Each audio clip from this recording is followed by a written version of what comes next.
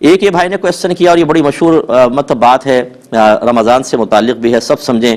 یہ کہتے ہیں کہ حدیث لوگ یوں بیان کرتے ہیں کہ جس کو اپنی قضا نمازوں کی تعداد معلوم نہ ہو تو رمضان کے آخری جمعے میں 4 نفل ایک سلام سے پڑھیں، فاتحہ کے بعد آیت الکرسی 7 بار اور سورہ کوثر 15 بار پڑھیں۔ اگر 700 سال کی بھی قضا نمازیں ہوں گی تو سب کا کفارہ ہو جائے گا۔ کیا یہ حدیث ہے؟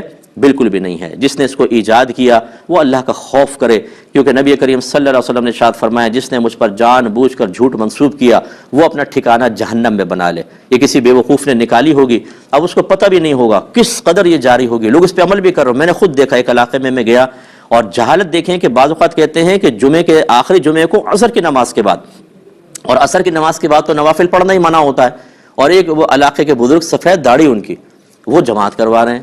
یہ کافی پہلے کی بات بتا رہا ہوں، جب میں عالم بھی نہیں تھا لیکن میں تبلیغ دین کے شعبے سے وابستہ تھا، تو میں نے کہا یہ کیا کر رہے ہیں؟ تو انہوں نے بتایا کہ جی یہ والی 4 رکعت نماز پڑھ رہے ہیں تاکہ قضا کا کفارہ ہو جائے۔ یہ تو حال ہے ہم لوگوں کا کہ اگر سفید داڑھی ہے، علاقے میں آپ کے لوگ ہاتھ چومنے لگ گئے ہیں، آپ کو حاجی صاحب کہہ کر پہلی صف میں بٹھا رہے ہیں، تو اس کا مطلب ہے آپ شارع بن جائیں، آپ غلط چیز کو رائج کر دیں، یہ اللہ تعالیٰ رحم فرمائے۔ تو اس کے لیے اتنا بڑا گناہ جاریہ ہے یہ کہ جب مرے گا، اگر یہ توبہ نہ کر کے مرا تو اس کا تو انجام بڑا دردناک ہے، بہت دردناک انجام ہے۔